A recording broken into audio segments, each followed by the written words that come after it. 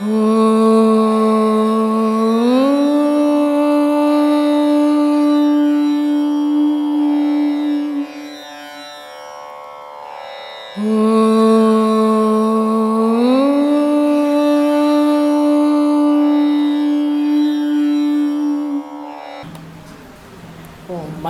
வேலை செய்கிறதே இல்லை. மதிக்கும் விதிக்கும் மதியம் வந்து விதியை வந்து வெல்லவே முடியாதுன்னு சொல்லியிருக்கீங்க. ஆமாம். அப்போ அந்த மதியால் ஒரு என்ன செயல் தான் செய்ய முடியும்.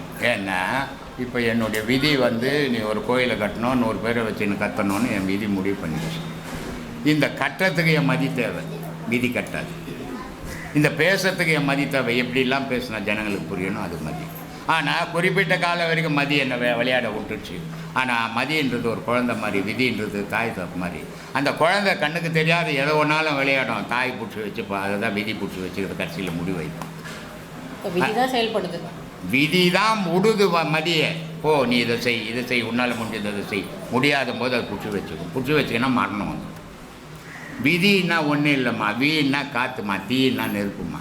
இந்த 2 மூச்சு தான் உலகத்தில் இயக்கம் நடத்தினுது. இந்த மூச்சுன்னு ஒன்று இல்லைன்னா கடவுளுக்கு இங்கே வேலை கிடையாது. இந்த மூச்சு இப்போ நம்ம ஒரு இடத்துக்கு போகிறோம், ஒரு 1000 ரூபாய் அவசரமாக போகணும், போய் வாங்க போகிறோம். அவர் சொன்ன நேரத்துக்கு போகிறோம், போன உடனே அவர் சொல்கிறார் இல்லைங்க பணம் வரலைங்க, நாளைக்கு வாங்கன்றார். அப்போது நம்ம என்னடா இவ்வளோ ஜாக்கிரதையாக போய் கூட கொடுக்கலையே அப்படின்னு நினச்சிக்கிறோம். ஆனால் நாளைக்கு வாங்கின உடனே நான் என்ன பண்ணுறேன், அவர் நாளைக்கு வர சொல்லிட்டாரு, கரெக்டான நேரத்துக்கு பண்ணால் அவர் ஆளே இல்லாத எங்கன்னா போடுறாரு. ஏன்னா கரெக்டாக அவர் சொன்னார் போயிடுறாரு. தேவையே இல்லாத ஒருத்தங்கிட்ட போய் கேட்டோன்னா காசு கொடுப்பான். அப்போது இந்த விதியும் மதியும் சேர்ந்து தான் உலகத்தில் விளையாடினது. தாயும் பிள்ளையும் மாறி விளையாடினது உலகத்தில். அதனுடைய செயல் என்னவோ, எந்த நம்ம போன பிரிவில் என்ன பாவங்களை பண்ணமோ அதுக்கேற்ற மாதிரி இந்த வாழ்க்கையில் ஆனந்த வாழ்க்கை. போன பிரிவில் என்ன பாவங்கள் பண்ணுமோ அது மாதிரி நரக வேதனை வாழ்க்கை. இது ரெண்டுமே இங்கே கடவுளுக்கே வேலை கிடையாதுன்னா. மனிதன் தனக்குள்ளே முஸ்லீமில் சொல்லுவான், அல்லாஹ் பிறக்கும்போது 3 அனுப்புகிறாருன்னு. அந்த 3 யாரான்னா 2 தோளில் 2 பேர் இருக்கிறாங்க, தலையில் ஒருத்தர் இருக்கிறான். அப்போ அந்த தலையில் இருக்கிற உலகத்தில் நன்மையும் தீமையும் சேர்ந்து செயலை வந்து இந்த தோளில் இருக்கிறவனும் இந்த தோளில் இருக்கிறவன் நன்மை இவ்வளோ செய்துக்கிறார், தீமை இவ்வளோ செய்துக்கிறாருன்னு எழுதிடுவான். அந்த நன்மை தீமையை எடுத்து போய் கடைசியில் அல்லாஹ் கிட்ட கொடுக்கும்போது அந்த நன்மை தீமைக்கு ஏற்ற மாதிரி அல்லாஹ் பிறப்படுத்து கொடுக்குறாரு அப்படின்னு. அப்போது மனிதன் செய்கிற நன்மைக்கும் தீமைக்கும் ஏற்ற மாதிரி அவன் வாழ்க்கை வாழறான். ஒருத்தன் எவ்வளவோ திறமைசாலியாகிறான், என்னென்னமோ செய்யணும் வாழணும்னு நினைக்கிறான், ஆனால் அவன் தொடுறதெல்லாம் தோற்று போயிடுறான். ஆனால் ஒன்றுமே தெரியாது அவனுக்கு, அதை பற்றியே தெரியாது, அவன் தொட்டதெல்லாம் தங்கமாக போகுது. இதுக்கு யார் காரணம்? அவனுடைய விதியும் மதியும் விளையாட்டில் தான் மனுஷ வாழ்க்கையை நடந்துங்குது. இந்த விதியும் மதியும் தன்னை விட்டு போகும்போது மரணம் சம்பவிக்குதுமா. இதுதான் வாழ்க்கை. கடவுள்ன்றது எப்படிப்பட்டது அப்படின்னா, கடவுளை பற்றி முழுமையாகவும் சொல்லவும் முடியாது. யாரும் இது வரைக்கும் சொன்னவனும் கிடையாது, எந்த மகானுமே கிடையாது. மகான்கள் சித்தர்கள் கூட முழுமையாக பேசலை. அதே மாதிரி ஆன்மீகத்தை பற்றியும் யாராலையும் முழுமையாக பேசிடவே முடியாது. அவன் இப்போ ஒரு குழந்தை பிறகுது, ஒரு ஊர் இருக்குது, ஒரு ஊரில் 4 தாய் தகப்பன் இருக்கிறான். 4 தாய் தகப்பன் வீட்லேயே 4 குழந்தைங்க இருக்குது. ஒரு தகப்பன் நல்லா படித்த அறிவாளியாக இருப்பான், ஒரு தகப்பன் மிதமான படிப்பை படித்து இருவான், ஒரு தகப்பனுக்கு படிப்பே இருக்காது. ஆனால் 3 பேருக்கும் பேர் தகப்பன் தான். ஆனால் அவனை மாதிரி நீ இல்லையேன்னு கேட்க முடியாது. அவங்ககிட்ட படித்தவங்ககிட்ட கேட்க வேண்டிய கேள்வியெல்லாம் படிக்காதவங்ககிட்ட கேட்டால் சொல்ல முடியாது இல்லையா? ஆனால் 3 பேரும் தகப்பன் தான். அது மாதிரி ஆன்மீகம்ன்றது ஓரளவுக்கு தான் விளக்க முடியுமே தவிர முழுமையாக விளக்கவே முடியாது. வாய்க்கிற பாடலுக்கு இது வரைக்கும் யாருமே இப்படி ஒரு விளக்கம் கொடுக்கல, நீங்கள் இப்படி ஒரு விளக்கம் கொடுத்துக்கிறீங்க, நான் எல்லாத்தையும் நெட்டில் பார்த்தேன், உங்கள்கிட்ட வந்து என்னை உங்கள் சீடை நான் ஏற்றுக்கணுன்னார். சரி வாப்பான்னு போன மாதம் வந்தார். அவர் வந்துட்டு உபதேசமும் வாங்கிட்டார். வாங்கிட்ட பிறகு ஒரு பாடலை பற்றி கேட்குறார். சித்தர்களுடைய பாடல் சில பாடல்கள் பொது விஷயமாக இருக்கும், சில பாடல்கள் அறிவுரை சொல்கிற பாடலாக இருக்கும், சில பாடல்கள் உபதேச பாடலாக இருக்கும். சரி சித்தர் பாடல்கள் தான்ட்டு எல்லாத்தையும் பப்ளிக்கில் பேச முடியாது. அவருக்கு உபதேச பாடல் சிவாய்க்கிற பாட்டு அதை எடுத்து அவர் கேட்குறாரு எங்கிட்ட போன மாதம். ஏன்னா அவருக்கு தெரியல சிவாய்க்கிற பாட்டுன்னா எல்லாமே பாடல் தான் அப்படின்ட்டு கேட்குறாரு. அப்போ நான் சொன்னேன், எல்லா பாட்டுக்கும் இங்கே விளக்கம் சொல்லக்கூடாது, அது குரு சிஷ்யம் தனிமையில் பேசுகிற விஷயம், உபதேச விஷயம், அது பப்ளிக்கிலெல்லாம் பேச முடியாது. அந்த மாதிரி சில பாடல்களை மறைக்க வேண்டியது வரும். மறைக்கிறான்றதுனால அவனுக்கு தெரியாதுன்னு தெரிஞ்சிக்கக்கூடாது. சில பாடல்கள் தான் சொல்ல முடியும். அதே நேரத்தில் மறைக்கிறதா இருந்தாலும் சொல்கிறதா இருந்தாலும் ஓரளவுக்கு நமக்கு தெரிஞ்ச அளவுக்கு தான் சொல்ல முடியும். நமக்கு தெரியாத அளவுக்கு கேட்கும்போது நம்மளால் சொல்ல முடியாது. அது தெரிஞ்ச இடத்துல போய் தான் கேட்கணும். இதை தான் நான் எல்லாருக்கும் சொல்கிறேன். எனக்கு தெரிஞ்ச அளவுக்கு தான் நான் சொல்ல முடியும். எனக்கு தெரியாத அளவுக்கு நான் எங்கே போய் சொல்கிறது? நீங்களாவது எல்லோரும் இன்றைக்கி இங்கே வந்திருக்கிற அத்தனை பேரும் நல்லா படிச்சிருப்பீங்கன்னு நினைக்கிறேன். உங்களை விட எல்லாரை விட நான் ஒரு கை நாட்டு. ஏன்னா படிக்கலைனால ஏதோ என் அறிவு கேட்டின வரைக்கும் எல்லாருக்கும் சொல்லிக்கிறேன். இதுக்கு மேலே வேணும்னா என்னால் தெரியாது. அதனால் நல்ல விஷயத்தை கேளுங்க. தெரிஞ்சுக்க வேண்டியது நீங்கள் எதை தெரிஞ்சுக்கணுமோ தெரியுங்க. உலக விஷயத்தெல்லாம் தெரிஞ்சுக்க நீங்கள் ஒன்றும் சாதிக்க போகிறதில்ல. உலகம் இருக்கும், நீங்கள் இருக்க மாட்டீங்க. அதனால் முதல்ல உங்களை உணர கற்றுக்குங்க. மற்றதெல்லாம் அப்புறமா தானே தெரிய வரும். கடவுள் இருக்குதுன்னா இல்லைன்னு வாதம் பண்ணுவார், இல்லைன்னா இருக்குதுன்னு வாதம் பண்ணுவார். அப்படிப்பட்டவர். அவர்கிட்ட நிறைய படிச்சிருக்கிறாரு. இந்த படித்ததால் தலைகருவம் ஜாஸ்தியாக போச்சு. என்கிட்ட பதிலே சொல்ல முடியாது யார் கேட்டாலும் அப்படின்ற தலைகருவம் வந்துச்சு. அப்புறம் என் ஃபோட்டோவெல்லாம் பார்த்துட்டு இவர் யார் எங்கே இருக்கிறார் பேசணும் அப்படின்னார். வந்தார் ஒரு நாள். வந்த உடனே நான் எல்லாத்தையும் படித்தேங்கன்னாரு. ஆமாப்பா நீ எல்லாத்தையும் படிச்சிருக்கிற, அதில் ஒன்றும் தப்பு கிடையாது. உன்னை பற்றி எவ்வளோ படித்தேன்னு. என்னை பற்றி நாங்கள் உன்னை பற்றி படிக்காத நீ உலகத்தை பற்றி படித்து எதுக்கு அவனுக்கு பயன் தரோம்? உலகம் இருக்க நீ இருக்க மாட்டேன். முதல்ல உன்னை பற்றி படிக்க கற்றுக்கியான்னு இறங்கி காலில் வந்தார். அவர் எழுதின புக்கு தான் அது. அவர் எழுதின பாடல் தான் இப்போ போட்டுக்கின்னு இருக்குது. ஏன்னா அப்படியே மாறினாங்க. அப்போ அவர் கேட்குறாரு, சாமி நான் இவ்வளோ புக்கு படித்தேன், அப்போ எனக்கு விளக்கங்கள் வரல, ஆனால் இப்போ விளக்கங்கள் வருது எப்படி அப்படின்னாரு. நீ பண்ணுற பாடமும் இல்லை எழுதிக்கிற பாட்டும் ஒன்று தான். நீ வெறும் பாட்டை படிக்கும்போது உனக்கு புரியல, பாடத்தோடு படிக்கும்போது உனக்கு புரியும். மனம் கேள்வி பதில் அறிவு கேள்வி கேட்கும், மனம் பதில் சொல்லும். இது ஒரு மனுஷனுக்குள்ளே ரெண்டு விஷயங்கள் நடக்குது. அது அனுபவ ரீதியாக போனால் தான். வெளியே பேப்பரை வச்சுன்னு கேள்வி கேட்டால் வாழ்நாள் ஃபுல்லாக கேட்டால் கூட விடை கிடைக்காது. அதனால தான் சொல்கிறது, மனசில் இருக்கிற சந்தேகத்தை முதல்ல நீக்கிடுங்க, உபதேசம் வாங்குங்க, பாடம் பண்ணுங்க, உங்களுக்கு எல்லாமே விளங்கும். நான் சொல்கிறத விட நீங்களே அனுபவிச்சு எடுக்கிறது சத்தியமான விஷயம். அதுதான் உங்களுக்கு சரியான விளக்கமாக இருக்கும். நான் சொல்கிறதோடு போய் போட்டு இருக்கோம் அப்படின்னே சொல்கிறேன். அதை எடுத்துக்கின்னு நடந்துக்கணும். கல்யாணம் ஆகிடுது இல்லை, உங்களுக்கு குழந்தைங்களாம் இருக்குது. கல்யாணம் ஆகும்போது எத்தனை பொண்ணு பார்த்தீங்க நீங்கள்? 10 பொண்ணு பார்த்துப்பேன். பார்த்தது எல்லாமே பொண்ணு தானே, அதில் எந்த சந்தேகமும் கிடையாது. அப்போ முதல் பொண்ணை காட்டினோடனே நீங்கள் கல்யாணம் பண்ணியிருக்கலாமே, பண்ணலை. அப்போது உங்கள் மனசுக்கு எந்த பொண்ணு பிடிச்சதோ அந்த பொண்ணை தான் நீங்கள் கல்யாணம் பண்ணிடுங்க. ஆனால் நீங்கள் பிடிக்கலன்னு பொண்ணை யாரும் கட்டிக்காமல் இருக்க போதில்லை, கட்டிக்க தான் போகிறாங்க. அதே மாதிரி கடவுள் என்ற உருவத்தை சிலையை யார் மனசுக்கு எது பிடிக்குதோ எது கவருதோ அதை வழிபடுறாங்க. கடவுள்ன்றது ஒன்று தான். உன் மனம் எது இதுதான் கடவுள்னா அதான் கடவுள். இதனால தான் ரொம்ப அழகாக சொன்னார் பாம்பன் சாமி, கடவுளில் ஒன்றும் வேற்றுமையே கிடையாதுப்பா, கடவுள் ஒரு பொருள் தான். ஆனால் மனுஷனுடைய மனசில் வேற்றுமைகள் இருக்குது. நான் காட்டில் கூட அதான் போட்டுருப்பேன். கடவுள் ஒரு பொருள் தான். உங்களுக்கு 4 குழந்தை பிறகுது. உங்களுக்கு நான் எத்தனை பசங்க? 2 பசங்க இருக்குது. 2 பசங்களும் உங்கள் குழந்தைங்க தானே. 2க்கும் ஒரே பேர் வைக்கலாம்ல, ஏன் வைக்கல? ஏன் வச்சுக்கிறீங்க அப்படி? உங்கள் குழந்தை தான், 2 குழந்தை தான், அதுக்கு ஒரே பேரை வச்சுட்டு கூப்பிட்டா என்ன முடியல. அதே மாதிரி கடவுள்ன்றது ஒவ்வொருத்தரும் மனசுக்கு ஒவ்வொருத்தரும் விரும்புது. அப்போ அதுக்கு விருப்பத்துக்கு ஏற்ற மாதிரி உருவங்கள் அமைச்சு அந்த உருவத்துக்கு ஏற்ற மாதிரி பேர்களை வச்சுருக்குது. அது யார் யார் மனசை எதை கவருதோ அதை விரும்புது. ஆனால் கடவுள்ன்ற பொருள் எல்லாமே ஒன்று தான். நீ நினைக்கிற பொருள் இந்த சிலை இதுதான் கடவுள், மற்றதெல்லாம் கடவுள் இல்லைன்னு நினைக்கல. நீ வழிபடுறது கடவுள், அவன் வழிபடுறது கடவுள், மொத்தத்தில் எல்லாம் கடவுள் தான். அதில் எந்த வேற்றுமையும் கிடையாது. அதனால் மனம் விரும்புகிற உருவத்தை விரும்புது. அதனால் தவறு இல்லை. இதை தான் பாம்பன் சாமி சொல்கிறாரு.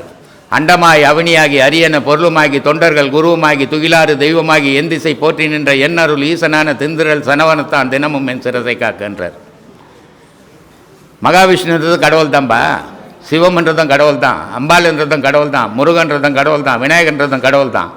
ஆனால் என் மனசுக்கு பிடிச்சது முருகன்ற பேர், அந்த பேரில் நான் வழிபட்டு நிற்கிறேன். கடவுள் ஒரு பொருள் தான் பாயிட்டார். அதனால் மனுஷனுடைய மனசு எதை ஏற்றுக்குதோ, ஒரே பொருளை ஏற்றுக்குச்சுன்னா உலகத்தில் ஒரே கடவுளே இருந்திருக்கும். இத்தனை மதங்களே தோன்றிருக்காது. ஒரே குருவத்தை ஏற்றுக்குச்சுன்னா ஒரே குருவே இருந்திருப்பார். இவ்வளோ லட்சம் கோடிக்கணக்கான குருமார்கள் தேவையில்லை. மனசு விரும்புது. ஆனால் குருமார்கள் தெரிஞ்சவனு இருக்கிறான், தெரியாதவனுக்குறான், ஏமாத்துறவனா, எல்லாம் பண்ணுறவனுக்குறான், எல்லாருக்கிட்டும் ஒரு கூட்டம் இருந்துக்கினே இருக்குது. அப்போது அதை தான் அவன் மனசு விரும்புகிற மாதிரி போதே தவிர உண்மையை தேடி போகிறதில்ல. இதான் வித்தியாசம். கொல்லுப்பா. எல்லாருமே மனிதராக தான் பிறக்கிறோம், தாயின் வயிற்றுல. ஆனால் வாழ்க்கை தரம் பார்க்கும்போது எல்லாருமே ஒரு நிலைமையில் இல்லையா. மொத்தம் சிறுமியாகவும் பெருமையாகவும் கால் உயர்வு இப்படிதான் வசதி வாய்ப்புகள் கஷ்டம் வாழ்க்கை ஃபுல்லாக கஷ்டப்பட்டு லைஃப் வரைக்கும் அப்படி வந்துடுறான். வந்து பிறந்த உடனே என்ன லட்சம் வச்சுருக்கிற மாதிரி வாழ்க்கையில் உடனே முன்னுக்கு வந்துடுறான். இதுக்கெல்லாம் காரணம் வந்து நம்ம செய்கிற தப்புங்களா இல்லை இறைவனால நமக்கு வந்து பிறவின் பலனா இல்லை நம்ம வந்து சரியா வாழ்க்கையில் எதையும் பயன்படுத்தாமல் இறைவன் எப்பவுமே ஒரு மனுஷனை உன்னுடைய தாய் இருக்குது. உன்னுடைய தாய் உன்னை பெற்ற உடனே குழந்தையிலேயே அந்த தாயினுடைய மனம் என்னவா நினைக்கும்? என் புள்ள உலகத்தில் சிறந்து இருக்கணும், என் புள்ள அறிவாளியாக இருக்கணும், என் புள்ள திறமசாலியாக இருக்கணும், அப்படி என் புள்ள நல்லவனாக இருக்கணும், என் புள்ள ஊரில் நல்ல பேர் எடுக்கிறவனாக இருக்கணும் அப்படின்னு தான் தாய் விருப்பம். அப்படி விரும்புகிறவ தான் நல்ல தாய் இல்லையா? ஆனால் அப்படி விரும்புகிற தாய்க்கு பிறந்த புள்ள கேடியாக இருக்குது, ரவுடியாக இருக்குது, முள்ளமாரியாக இருக்குது. இதுக்கு தாய் என்ன பண்ணுவா சொல்லு? அப்போது இது யாருடைய தவறு? பிள்ளையினுடைய தவறா தாயினுடைய தவறா? அப்போது இந்த பிள்ளைங்களுடைய தவறு, பிள்ளைங்கள் கண்ட காட்சி, பிள்ளைங்களுக்கு ஏற்பட்ட நினைவு, அதனால் இது கெட்டு போயின்னுக்குது. இங்கே தாய்க்கு காரணமே கிடையாது. அதே மாதிரி நம்மளுடைய செயலுக்கு கடவுள் காரணமே கிடையாது. எல்லாமே நம்மளுடைய மனம்தான் காரணம்.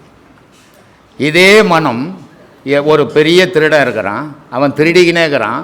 திருடும் போது அவனுக்கு 1000 பேர் அறிவுரை சொல்கிறான், 1000 பேர் போலீஸில் பிடிக்கிறான், தண்டனை கொடுக்குறான், எப்பவுமே திருந்தலை. ஆனால் அவன் மனமே நம்ம செய்தது தவறுன்னு எப்போ உணருதோ அவன் மாறுபட்டு போகிறான். மாறுபட்டவனை திருடனை பார்த்து இந்த திருடன் போய் அறிவுரை சொல்ல, நான் கூட முன்னாடி இப்படி தான்ப்பா செய்திருந்தேன் தெரியாமல் எவ்வளோ துன்பத்தை அனுபவித்தேன், நீ செய்யாத வந்துடணுமா. அப்போது இந்த மனமாகப்பட்டது எதை விரும்புதோ அது கெட்டதாக இருந்தாலும் அதை பிடிச்சிக்குது. அந்த கெட்டதுலேருந்து இது கெட்டதுன்னு அது உணர்கிற வரைக்கும் அதிலே இருக்குது. அது உணர்ந்து வெளியே வந்தோடனே அடாடா இவ்வளோ தீமையிலையாக நான் வாழ்ந்துருக்கிறேன் அப்படின்னு வருத்தப்படுது. அப்போ ரெண்டும் ஒரே மனுஷனுக்குள்ளே இருக்கிற ஒரே மனம்தான். இந்த மனமும் புலனும் எதை விரும்புதோ அதை எடுத்துக்குது. அதனால் ஏற்பட்ட துன்பங்கள். இதுக்கு இன்னொரு காரணமுங்குது. தாயும் தகப்பனும் புணரும் போது தாயினுடைய தகப்பனுடைய எண்ணங்கள் எப்படி இருந்ததோ அதுக்கேற்ற மாதிரி இந்த பிறக்கிற குழந்தைக்கு எண்ணங்கள் உருவாகிடும். இது ஒரு அடிப்படை பேஸ். மாதா செய்தது மக்களுக்கு என்ன, உன் தாய் தப்ப என்ன பாவத்தை பண்ணானோ அதுக்கேற்ற மாதிரி உன் வாழ்க்கை அமையுது. நல்ல அப்பா அம்மா நிறைய புள்ளியங்களை செய்திருந்தால் அதுக்கேற்ற மாதிரி பிள்ளைங்களுடைய வாழ்க்கை அமையுது. கெட்ட அப்பா அம்மா கொடூரமான தொழில் செய்திருந்தால் அதையே பிள்ளைங்களுக்கு பாதிக்குது. இப்போ உங்கள் அப்பா அம்மா வீட்டில் ஒரு 10 கோடி ரூபாய்க்கு ஒரு சொத்து வச்சுருந்தா அதை பக்கத்து வீட்டுக்காரனுக்கு கொடுப்பாங்களா? நல்ல அப்பா அம்மா கெட்ட அம்மா இருக்கட்டும், யார் நல்ல அப்பா அம்மா? பிறந்துட்டீங்கன்னா எல்லா அப்பா அம்மா ஒன்று தான். அவன் கெட்ட அப்பா அம்மா நல்ல அப்பா அம்மான்னு ஊர் தான் சொல்லணுமே தவிர நீ சொல்லுவியா? என் அப்பா அம்மா கெட்டவன் சொல்லுவியா? நீ கெட்ட அப்பா அம்மான்னு சொல்லுவியா? கெட்ட அப்பா அம்மா தான் கெட்ட அப்பா அம்மான்னு நீ சொல்லுவியா? நான் சொல்லுவேன், நீ சொல்லுவியா? ஊர் சொல்லும், நீ சொல்ல மாட்டேன். கெட்ட அப்பா அம்மா வந்தாலும் அப்பா அம்மா தான், அங்கே தான் பிறந்த நீ, அது மேலே தான் பட்டுருக்கும். ஊரில் இந்த அப்பா அம்மா சரியில்லாதவங்க, அவங்களுக்கு பிறந்த புள்ள நல்ல புள்ள இருக்குது அப்படின்னு சொல்லுவாங்க. ஆனால் நீ சொல்ல முடியாது. ஏன்னா அந்த கெட்ட அப்பா அம்மாவிலேருந்து வந்தது உனக்கு கெட்ட எண்ணமும் கெட்ட செயலும் தான் தொடர்ந்துக்கினே இருக்கும். ஊரில் பார்த்தீங்கன்னா கொடூரமான மோசமான தாய் தகப்பனாக இருக்கும், அவனுக்கு பிறந்த குழந்தை பார்த்தீங்கன்னா தங்கமானவனாக இருக்கும் இல்லையா? அப்போ ஊர் சொல்லும் இந்த அப்பா அம்மாவுக்கு பிறக்கிற குழந்தையாவ அவன் அவ்வளோ தங்கம் அவன் அப்படின்னும். அதே நேரத்தில் தாய் தகப்பன் நல்லவனாக இருப்பான், கொடூரமான குழந்தை பிறந்திருக்கும். அப்போ ஊர் சொல்லும் தாய்னா தெய்வம் மாதிரியா அந்த தாய் தகப்பன், அவனுக்கு பிறக்கிற புள்ளியானும். இதுக்கு என்ன காரணம்? வீடு நீ கட்டி வீடுக்கு தான் சொந்த வீடு. எத்தனை வீடு கொடுத்து எவ்வளோ வாடகை விட்டுக்குறா? 3 வீடு விட்டுக்கிறியா? 3 வீடு விட்டுக்கு ஏமா? ஒரு வீடு வாடகை விட்டுக்கிறியா? எத்தனை பசங்க உனக்கு? இன்னொரு வீடு கட்டணும் வேணும். இன்னொரு பிள்ளைக்கு என்ன பண்ணு வீடு? அப்போது அந்த வீட்டில் ஒரு வீட்டில் நீ இருக்கிற, ஒரு வீட்டில் குர்த்தனக்காரனை விட்டுக்கிற. இந்த வீடு என்னமோ உண்டு தான், குர்த்தனக்காரன் நீயா? வேறு ஆள் தானே. அப்போ அவன் விருப்பப்படி தானே அந்த வீட்டில் இருப்பான். நீ உன் விருப்பப்படி அவன் இருக்க மாட்டான் இல்லை. ஏன்னா அவன் வாடகை கொடுக்குறான் அவன் வீட்டில். ஆனால் வீடு இன்னமும் உண்டு தான். இப்போ அவனை கேட்க போகிறாங்க, ரோட்டுக்கு வரான், எங்கேப்பா அவங்க வீடுன்னு கேட்க போகிறான். உன் வீட்டை தான் காட்ட போகிறான், என் வீடு தாங்க இது அப்படின்னு அதானே காட்டுறான். அதை தான் இப்போ பிள்ளைங்க பண்ணிக்கின்னு இருக்குது. வீடு உந்து, உள்ளே வாழற புள்ள உந்து இல்லை. அதனால் அந்த உள்ளே வாழற புள்ள எண்ணத்துக்கும் செயலுக்கும் வந்ததுக்கும் ஏற்ற மாதிரி தான் உலகத்தில் செயல் புரியும். அதனால் நல்ல அப்பா அம்மாவுக்கு பிறந்ததெல்லாம் நல்ல புள்ளியாக இருக்குது, கெட்ட அம்மாவுக்கு அப்பா அம்மாவுக்கு பிறந்தெல்லாம் கெட்ட புள்ளியாக இருக்குதுலாம் சொல்ல முடியாது. அது உள்ளே வந்தது எப்படிப்பட்டதோ அதுக்கு ஏற்ற மாதிரி தான் வாழ்க்கை. போன பிறவியில் அது என்னென்ன செய்துட்டு அட்டுழியங்கள் என்ன நன்மைகள் செய்துட்டு வந்தோம் அதுக்கேற்ற மாதிரி இந்த பிறவியில் வாழ்க்கை அமையும். கர்மா, அதுக்கு பேர் தான் கர்மான்றது. அதை தீர்க்கறதுக்கு வழி எதிரான்னு சொன்னால் தர்மமும் யோகமும் மட்டும்தான் வழி. வேறு எந்த வழியிலையும் அதை தீர்க்கவே முடியாது. வேறு எந்த வழியிலும் தீயாது. அதனால தான் கோவிலுங்களெல்லாம் யாகம் கட்டி சொல்லுவாங்க, உன் பாவத்தெல்லாம் அதில் போடு, பட்டுப்பொடியை போடு, கம்மல் அவுத்து போடு, பணத்தை போடுன்னுவாங்க. ஏன்னா நெருப்பில் போட்டால் தான் எதுவுமே இருக்காது. ஆனால் வெளியே கட்டுற எரியிற நெருப்பு அடையாளம். இந்த நெருப்பை உள்ளே கொளுத்தணும். உள்ளே கொளுத்துனா தான் உன் பாவம் அழியும். ஏன்னா நீ போட்ட கம்மல் பாவம் பண்ணல, நீ போட்ட பணம் பாவம் பண்ணல, நீ போட்ட துணி பாவம் பண்ணல. பாவம் பண்ணது உன் மனசு. அப்போ உன் மனசில் இருக்கிற அழுக்கு அழியணும்னா உள்ளே ஒரு நெருப்பை கொளுத்தணும். அதுக்கு தான் அது யாக குண்டண்டானா, உள்ளே இருக்கிறது யோக குண்டண்டானா. அப்போ இந்த யோக குண்டத்துக்குள்ளே ஒரு நெருப்பை கொளுத்துனா உன் பாவமாக இருந்தாலும் புண்ணியமாக இருந்தாலும் அது அழியும். நீ சுத்தமானவனாக நிற்ப அப்படின்றதுக்கு தான் இந்த பாதையெல்லாம் நமக்கு பெரியவங்க வகுத்து கொடுத்துக்கிறாங்க. ஆனால் நம்ம அதை முறையோடு செய்கிறதில்ல. உபதேசம் வாங்குகிறான், எல்லாம் கேட்குறான், கேட்டாண்டியே வச்சுட்டு போகிறான். நான் ராத்திரிக்கு ஏந்து பார்த்தா கொடுத்ததெல்லாம் இங்கேயே தங்குது, வீட்டுக்கு ஏற்ற போக மாட்டேன்றான். அப்புறம் எங்கே பாடம் பண்ணுறது? அதனால் இந்த பாதைக்கு வரக்கூடாது. வந்துட்டீங்கன்னா முழுமையாக அதை உணரணும், அதை தெரிஞ்சுக்கணுன்ற முடிவோடு நிற்கணும். அப்போ தான் அதை உணர முடியும், மாற்றங்கள் தெரிஞ்சிக்க முடியும். உபதேசம் வாங்கிறதால கடவுளே வந்து உபதேசம் கொடுத்தோட நீ ஒன்றுமே தெரிஞ்சிக்க முடியாது. நீ முயற்சி பண்ணி பயணம் பண்ணால் தான் நீ தெரிஞ்சிக்க முடியும். அதனால் நீங்கள் முயற்சி பண்ணுறதை பாருங்கள். ஆமாம் சார். பாருங்க, அது எப்படி சாமி ஜடமாக இருந்தால் வெளியே வரும், உள்ளே செத்து போய்டும் சாமி. வயிற்றுலேயே குழந்தை செத்து போச்சுன்றாங்கல்ல, வயிற்றுலேயே அதுக்கு உயிர் போகாமல் ஜடம் ஆகி போச்சு. அது அப்போ தான் அது ஜடம், செத்தா தான் ஜடம். சாவத்துக்கு முன்னே அது உயிராக குழந்தை உழவுத உழுந்த உடனே வயிற்றுலேருந்து தாய் வயிற்றுலேருந்து வந்த உடனே ஓன்னு ஒரு கற்றுது. அப்போ தானே வெளிக்கிறோம் குழந்தை பிறந்துச்சுன்னு. அப்போ எப்படி ஜடமாகும் அது? ஆமாம் ஆமாம். இல்லை, அது யாருடைய ஆன்மா அப்படின்னா தாய் தகப்பனுடைய ஆன்மா. தாய் தகப்பனுடைய உயிரில் தான் அது வளர்ச்சி. விந்து தானே போய் ஊழ்ந்தது. ஒரு உருவம் வந்தது, தாய் தகப்பனுடைய வடிவத்தில் தான் வந்தது, உள்ளே உருவாச்சு. ஏன்னா அந்த தொப்புள் உறவு இருக்குது, அது வழியாக ஆகாரம் போகுது, அதுக்கு அது வழியாக மூச்சு போகுது, அதில் தான் இயங்குது அது. ஆனால் வெளியே வந்தவுடனே அந்த தாயினுடைய கர்ப்பத்தில் இருக்கிற தொடர்பை கட் பண்ணிடுறேன். கட் பண்ணிவிட்டு இப்போ அதுக்கு சுயமாக ஓணும். இப்போ அது என்னவாக இருக்குது? பிண்டமாக இருக்குது. ஏன்னா அசைவில்லை, அப்படியே நின்று போச்சு இல்லையா? அப்போ என்ன பண்ணுறாங்க, வீட்டில் மருத்துவம் பார்க்குறதாண்டா தண்ணி கிண்ணி தெளித்து இல்லை சூடு வச்சு ஏதாவது ஒரு உணர்வை உண்டாக்கணும்னு தான் ஒரு அலரும் போது இந்த அகாரம் உகாரம் மகாரம்ன்றது உள்ளே பூந்துடுது. உள்ளே பூந்த பிறகு அது வரைக்கும் தாய் பேச்சியும் தகவல் பேச்சியும் உள்ள வளர்ந்த குழந்தை சுயமாக வளர முடிவெடுக்க ஆரம்பிச்சது. ஏன்னா போனது வேற ஆள், உள்ளே பூந்துக்கணுவேன். அப்போ இவன் முடிப்பதான், நான் அங்கே போயிட்டான், பாப்பா இருட்டாது நீ போயா, நான் போக மாட்டேன். அப்போ சுய இது வந்துச்சு அது. அப்போது இந்த 3 பொருளும் சேர்ந்து 3 இடத்த பிடிக்குது. ஒன்று இடுப்பை பிடிக்குது, மூலாதாரம் அப்படின்னு விந்துவா பிடிக்குது. ஒன்று தொப்புல பிடிக்குது, உயிருன்ற பிராண காத்தா பிடிக்குது. ஒன்று சப்தம் என்ற ஆகாயத்தில் சிரசில் பிடிக்குது. இதுக்கு அகாரம், இந்த உயிருக்கு தொப்புளுக்கு பேர் மகாரம், இடுப்புக்கு பேர் உகாரம். இது 3 சேர்ந்து தொழில் நடத்துது. அப்போ இந்த 2 பொருள் அசையா பொருள். பூமி அசையா பொருள், ஆகாயம் அசையா பொருள். தலை ஆகாயம் அசையா பொருள் ஆகுது, உடல் அசையா பொருள் ஆகுது. இது 3 அசைய வைக்கிறது உள்ளகிற பொருள் இயக்கம். இப்போ இந்த பூமி சுற்றுது இல்லையா? சுத்தத்தால் தான் நம்மள நிற்கிறோம், இல்லைன்னா ஊந்துருவோம். அப்போ இந்த பூமி சுற்றுது. இது சுற்றுதுன்னு யார் காட்ட சொல்லி பார்க்கலாம்? காட்ட முடியுமா? இல்லை சுத்தலன்னு சொல்ல முடியுமா? சொல்லுங்க. இது சுத்துறத விஞ்ஞானிங்க சொல்லிக்கிறாங்க, நம்பணும். நம்பாமல் இருந்தோம்னா நான் பார்க்கணும் வாய் நாள் ஃபுல்லாக பார்த்தா கூட பார்க்க முடியாது சுத்தத்தை இல்லையா? அப்போது இது சுற்றுது. இது எதால் சுற்றுது? இந்த பூமி அசையாமல் நிற்காமல் சுற்றிக்கினே இருக்குது. அப்போ எது இதை சுத்த வைக்குது? ஒரு காந்தம், ஒரு காற்று. இது 2ம் சேர்ந்து இந்த பூமியை சுழற்றுது. மனிதனையும் இந்த 2ம் சேர்ந்து தான் சுழற்றுது சொல்கிறேன். இந்த சிவனடியார்கள்னால் நாயன்மார்கள்னு பேர். இந்த நாயன்மார்களுடைய பக்தியும் ஆழ்வார்களுடைய பக்தியும் 2ம் ஒன்று தான். ஏன்னா ஆழ்வார்கள் யாருமே குடும்பம் குழந்தை குட்டின்னு வச்சுக்கின்னு இறைவனை மறந்து ஏதோ ஒரு நேரம் பண்ணி மீதி நேரம் வீட்டு குடும்பத்தோடு வாழ்ந்தவங்க கிடையாது. ஆழ்வார்கள் அத்தனை பேருமே ரொம்ப அற்புதமானவங்க, அற்புதமான பாடல்களை இறைவன் மேலே பாடியிருக்கிறாங்க. இதில் ஒரே ஒரு சின்ன வித்தியாசம் என்னன்னா, ஆழ்வார்களுக்கு பெருமாளே கடவுள், அடியார்களுக்கு சிவமே கடவுள்.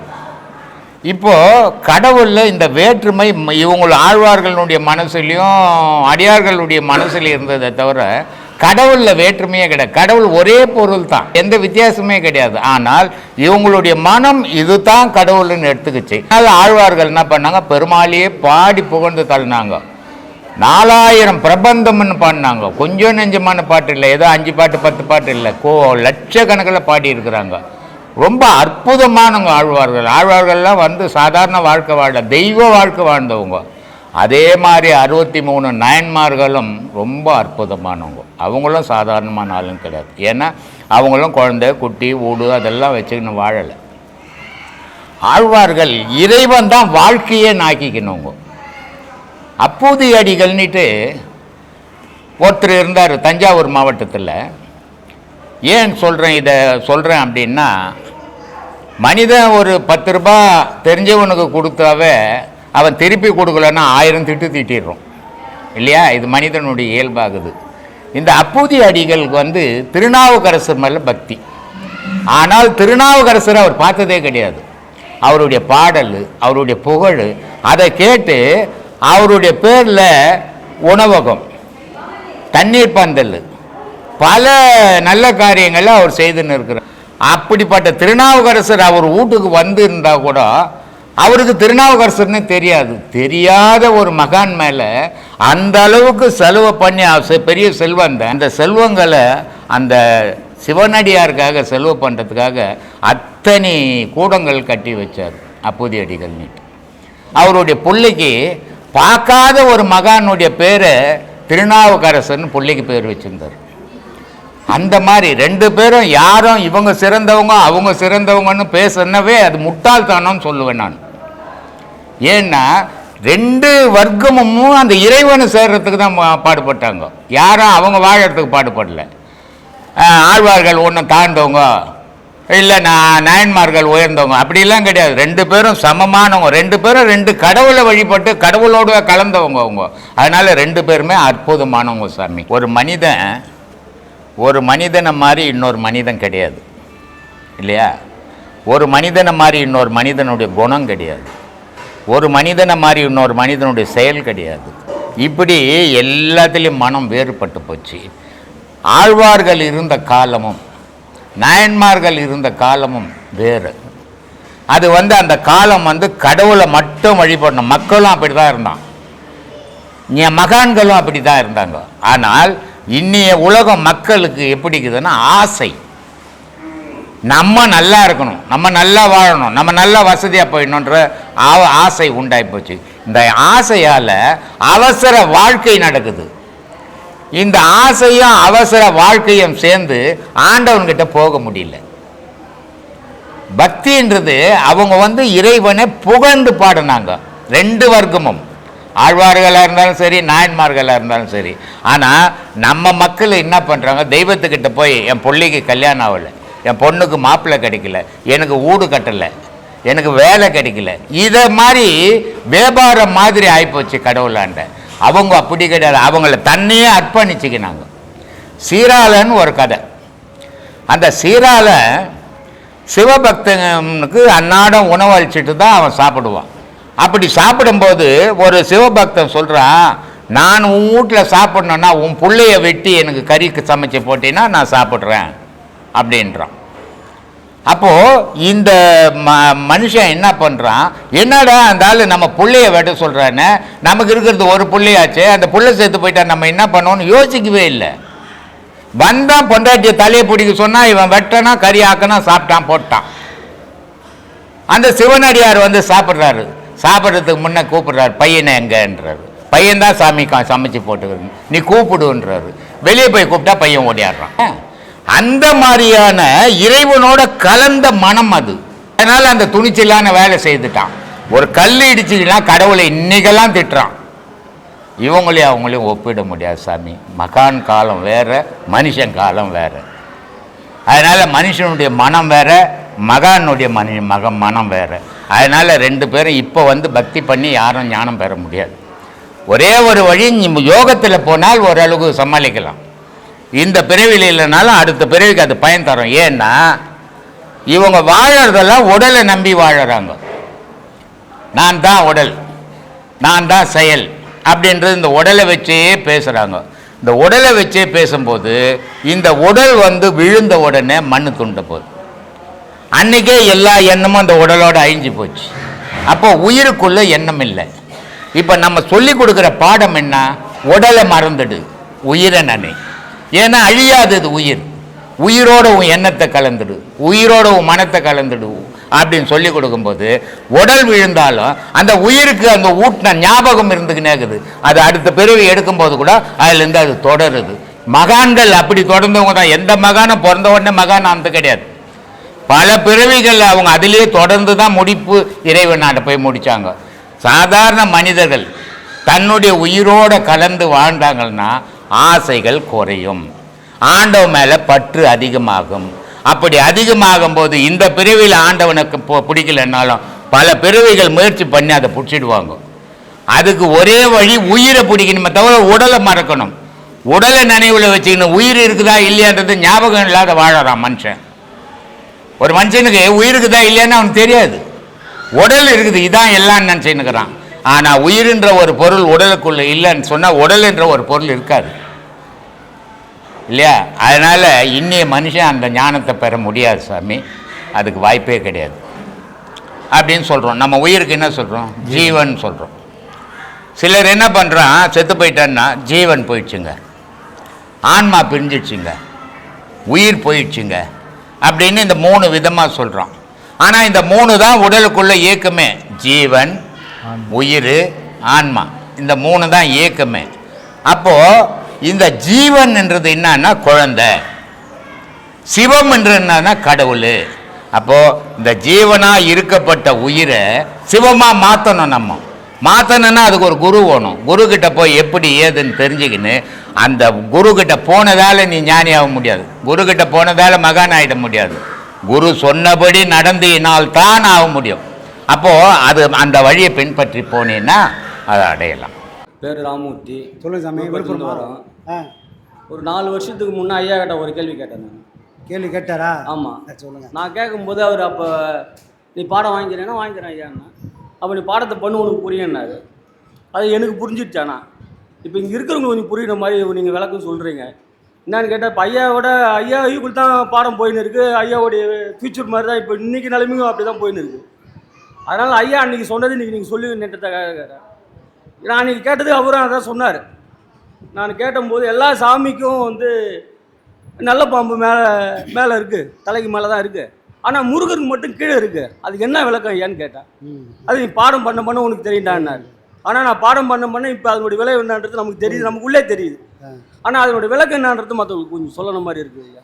அதனுடைய விளக்கம் என்னன்னா முருகர் மட்டும்தான் கீழே இருக்குது. மீது எல்லாருக்கும் சிவனுக்கு கூட மேலே தான் இருக்குது, எல்லா சாமியும் மேலே தான் இருக்குது. ஆனால் அந்த நெல்லப்பாம்பு முருகர் மட்டும் கீழே காலடியில் இருக்குது. என்ன காரணம்? என்னவா சாமி இருக்கும்? அம்மனுக்கு போனால் 5 தலை நாகத்தை கவசமாக போட்டு வச்சுருப்பாங்க, அம்பாளுக்கு கவசமாக போட்டு வச்சுருப்பாங்க. என்னவா இருக்கும்? ஏதாவது சொல்லுங்கள் சாமி, என்னவா இருக்கும்? இறைவனுடைய சக்கரம், சண்முகனோட சக்கரம் பார்த்துருக்கீங்களா? அது என்ன கோணம்? அருங்கோண வடிவத்தில் இருக்கும். ஒரு முனை கீழே பார்த்த மாதிரி இருக்கும், ஒரு கோணம் கீழே பார்த்த முக்கோணம் கீழே பார்த்த மாதிரி இருக்கும், ஒரு முக்கோணம் மேலே பார்த்த மாதிரி இருக்கும். அந்த ஒரு முக்கோணம் கீழே பார்த்துருக்குது இல்லையா, அதுக்கு பேர் மூலாதாரம். மூலாதாரம் தான் அந்த சக்கரம் இப்படி முக்கோண வடிவத்தில் தான் இருக்குது. இப்போ மூலாதாரத்தில் இருக்கக்கூடிய அந்த குண்டலினி இப்படி தூங்கி நிற்கிற பாம்பாக இருக்குது. அது விழிக்கலை. விழிக்கணும்னா என்னப்பா பண்ணுறது அப்படின்னு சொன்னால், இந்த முக்கோணத்துக்கு கூட புருவ மையத்தில் இன்னொரு முக்கோணம் இருக்குது. இந்த 2 முக்கோணமும் என்னைக்கு சேருதோ, அதாவது மூலாதாரத்தில் இருக்கக்கூடிய சக்தியை ஒருத்தர் பாடத்தின் மூலிமா இந்த புருவ மையத்துக்கு கொண்டு வந்து சேர்த்துட்டா 2 முக்கோணமும் சேர்ந்து இப்போ அருங்கோணம் ஆகிடும். அப்போ தூங்கிக்கின்னு காலடியில் இருக்கக்கூடிய பாம்பு இப்போ தலைக்கு மேலே படம் எடுக்கும். முருகன் இதை தான் சொல்கிறான். டே முருகன் வேறு யாரும் இல்லைடா, நீ தான். கீழே பாம்பு பத்துனுக்குதே, அது வேறு ஒன்றும் இல்லை, உனக்குள்ளே இருக்கிற குண்டலினி சக்தி இப்படி தான்டா காலடியில் தூங்கி நிற்குது. அந்த பாம்பை என்ன பண்ணோம், இப்படியே இருந்துட்டா எல்லாரும் உடம்புலையும் குண்டலினி நிற்குதுல்ல, யாரையாவது காப்பாற்ற போதா? எல்லாருக்கும் மரணம் நிச்சயங்க. அப்போது காலடியில் இருக்கக்கூடிய இந்த பாம்பால் யாருக்குமே பயன் இல்லை. இதே பாம்பு படம் எடுத்து தலைக்கு மேலே கொண்டு வந்து சேர்த்தா மரணம் இல்லை. இதை சொல்கிறது தான் முருகனுடைய அந்த வடிவம். இந்த பாடத்தில் இப்போ நான் நீங்கள் சொன்னதை நாம் நம்ம வந்து கிட்டத்தட்ட இப்போ 4 பாடம் 5 பாடம் வாங்கியாச்சு. வாங்கிட்டு அந்த பாடம் பண்ண ஐயா சொன்ன மாதிரி எது இப்படி இருக்குதோ இது நிமிரம் அமைச்சுன்னா உனக்கு வந்து மேலே ஏறதுக்கு சக்தி ஒன்று கூடும். அந்த சக்தி மேலே வந்தால் அது சிவமாக மாறக்கூடிய சக்தி இருக்கும் அப்படின்னு ஐயா சொன்னார். அப்போ அந்த பாம்பு அந்த மயில் வந்து என்னுடைய நிறம் என்னன்றது ஐயாவும் சொல்லிட்டார். இப்படி தான் இருக்கும் அதுவும் நம்ம பார்த்தாச்சு. பார்த்துட்டு இந்த முருகருடைய அருள் அப்படின்னு சொல்லும்போது ஐயா என்ன சொன்னாருன்னா, நீ இந்த பாடத்தை பண்ணினுவா, பண்ணிவிட்டு அதுக்கப்புறம் கேள்வி கேளுன்னார். அது இப்போ உங்கள் வாயால் நம்ம அந்த 4 பேருக்கு தெரியற மாதிரி நம்ம கேட்டோம். இதுதான் என்னுடைய இது. அதே மாதிரி இந்த கேட்குறவங்க கேள்வி வந்து ஐயா சொல்கிறது தான். உங்களை கேள்வி கேட்காதீங்க, இங்கே ஆசிரமத்தினுடைய கேள்வி கேட்டிங்கன்னா தான் அது என்ன விளக்கன்றதை சொல்லுவார். அப்படி தான் அவர் சொல்கிறார். நிறைய இடத்துல ஐயா அப்படி தான் சொல்லுவார். உங்களை பற்றியே கேட்காதீங்க, இங்கே நாணத்தை பற்றி கேளுங்க, உங்களுடைய அனுபவத்தை கேளுங்க, உங்களுடைய பாடம் என்ன சொல்லுது அதை பற்றி சொல்லுங்கன்னு தான் நிறைய சொல்லிக்கிறார். ஆனால் என் வீட்டில் இது நடந்தது அது நடந்ததெல்லாம் கேள்வி கிடையாதுங்க. இங்கே என்ன ஐயாவுடைய பாடத்தினுடைய அனுபவம் என்ன, ஐயா என்ன சொல்லி கொடுத்தாரோ அது என்ன செய்கிறோம், இதை மட்டும் கேட்டிங்கன்னா அதே போதும். இந்த ஆசிரமத்துக்கு இன்னும் நிறைய சொல்லணும், நம்ம நிறைய சொல்ல வேண்டியது இருக்குது. சொல்லி புரோஜனம் கிடையாது. ஏன்னா இன்றைக்கி இங்கே வந்திருக்கிற கிட்டத்தட்ட இவ்வளோ நாளாக இந்த கூட்டத்துக்கு வரவங்க அனைத்து பேருக்கும் ஐயாவுடைய எப்படி சொல்கிறதுன்னு அது எனக்கு புரியல. ஏன்னா ஐயா இன்றைக்கி இங்கே தான் இருக்கார், இல்லை இங்கே தான் இருக்கார், இல்லாமல் இல்லைன்னா இந்த அளவுக்கு கேள்வி வரப்போகிறது கிடையாது. இந்த கேள்வி எப்படி வருது, டான் வந்துனே இருக்குது. ஐயா சொல்லுவார் இல்லை, அவர் பேச ஆரம்பிச்சிட்டாருன்னா ஒரு மாதிரி பேசினே இருப்பார். அது மாதிரி தான் இங்கே வருது. யாராவது சொல்ல முடியுதா? இந்த கேள்வி தெரியலன்னு தெரியுதா? ஒன்றுமே கிடையாது, சரசரன்னு வருது. அது எப்படி என்னன்றது தெரியல. அப்போ ஐயா இங்கே தான் இருக்கார், யாரும் அங்கே கிடையாது. ஐயா இங்கே தான் இருக்கார், இவர் உருவத்தில் தான் இருக்கார். அதனால் இந்த கேள்வி கேட்கும்போது கொஞ்சம் நல்ல கேள்வியை கேளுங்க. ஐயா இன்னும் நிறைய பதில் சொல்ல காத்திருக்காரு. ஆத்மா வணக்கம்.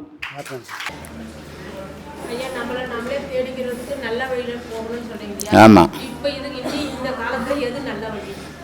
உன்னை தேடுறது தான் நல்ல வழி, ஊரை தேடினா கெட்ட வழி. உன்னை தேடினா நல்ல வழிமா, துன்பம் இல்லாத வழி. இல்லைங்க ஐயா, இப்போ நீங்கள் சொன்னீங்க இந்த உலகத்தை விட்டுட்டு இந்த காலகட்டம் எந்த காலகட்டம் எல்லா காலகட்டம் ஒன்று தான். மனுஷனுடைய மனம்தான் மாறிக்கின்னு வருது. காட்டுக்கு போனால் மட்டும்தான் நீ உன்னை தேட. அதெல்லாம் தேட முடியாது. பொண்டாட்டி புள்ள குட்டியை வச்சுக்கிறவன் திடீர்னு என்ன உணர்ந்துடணுன்னா உணர முடியுமா? அதான் இந்த உலகத்திலே நம்ம வாழணும். அதனால் பொறுமையாக தேடணும். நான் இப்போவே என்னை தெரிஞ்சுக்கணும்னு நினைக்கக்கூடாது. ஐயா நான் யாருன்ற கேள்வியோடு நில்லுங்க, நான் யாருன்னு சொல்லாதீங்க. நல்ல வழிமா, புனிதமான வழி. உன் புருஷனுக்கு துரோகம் பண்ணாத வாழு, உன் பிள்ளைங்களுக்கு வஞ்சனை பண்ணாத போடு, அக்கம் பக்கங்கிறவங்களுக்கு வாய் துடுக்கா பேசாமல் வாழு, உழைச்சி வாழு, இன்னொருத்தரை ஏமாற்றி வாழாது, அதுவே நல்ல வாழ்வு.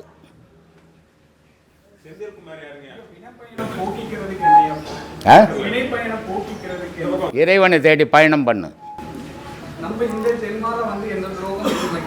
நீயே சொல்லிக்கினா துரோகம் பண்ணல, 1000 துரோகம் நீ பண்ணிட்டு பண்ணலன்னா எப்படி? அது எவன் சொல்லுவான் உத்தம நானுன்ட்டு? அதை பண்ணுப்பா, அதை அனுபவித்து தீர்த்துடு. உன் பாக்கெட்டில் 1000 ரூபாய் வச்சுருந்தீங்கன்னா அதை செலவு பண்ணுற வரைக்கும் உங்கள்கிட்ட தான் இருக்கும் அந்த பணம். அதை செலவு பண்ணி ஒழிச்சிட்டேன்னா பணம் இல்லாத பற்று இல்லாத நிற்ப. அதனால் உன் கர்மாவை அழிக்கிறதுக்கு இதை அனுபவிச்சே தீரணும். ஆத்மா ஒரு பொருள் தான். அதுக்கு தான் ஏகன் பேர். அதுக்கு ஏகன்னா ஒன்று, அநேகன். அநேகன்னா பல கோடி. அந்த ஒரு பொருள் பல கோடி பொருளை உருவாக்குச்சு. ஒரு புளியங்கொட்டை போட்டேன், ஒரு கொட்டை தான் போட்டேன், அது மரமாகி காய் காய்ச்சி கொட்டையாகும் போது எத்தனை ஆயிரம் கொட்டையாகுது? பல ஆயிரம் ஆச்சுல்ல. அந்த மாதிரி இறைவன் மரம் மாதிரி, உயிரினங்கள் நம்ம ஆன்மா மாதிரி. அப்போ பல ஆயிரம் கோடி ஆன்மாக்கள் இருக்குது. ஆனால் இறைவன் ஒருவனே. இப்போ ஒரு குடும்பத்தில் அப்பா இருக்கிறாரு, அவருக்கு சம்சாரங்குது, அவருக்கு ஒரு 5 புள்ளக்குது, 5 மருமகுது. இந்த 10 பேரையும் வச்சுக்கினாலும் தலைவர் யார்? அப்பா தானே. அது மாதிரி நம்ம கோடி பேர் இருந்தாலும் நமக்கு தலைவன் இறைவன் தான், இல்லையா? அதனால் அப்படி உணர்ந்தீங்கன்னா உங்களுக்கெல்லாம் உண்மை தெரியும். ஆன்மா நடத்துகிற இயக்கம் தெரிஞ்சு நடக்குது, இறைவன் நடத்துகிற இயக்கம் தெரியாமல் நடந்துனுக்குது. இப்போ மழை வருது, எப்போ வரும் நம்மளால் சொல்ல முடியுமா? ஆனால் வருதும். வெயில் வருது, எப்போ வரும்னு சொல்ல முடியுமா? சொல்ல முடியாது, வரும். நிலவு வருது, எப்போ வரும் சொல்ல. இதெல்லாம் தெரியாமையே இயற்கையில் நடந்துன்னு இருக்குது. ஆனால் நம்ம அடையாளமாக இருந்து தெரிஞ்சு நடத்திக்கின்னு இருக்கிறோம். தெரிஞ்சு நடத்துறது ஆத்மா, தெரியாமல் நடத்துறது பரமாத்மா.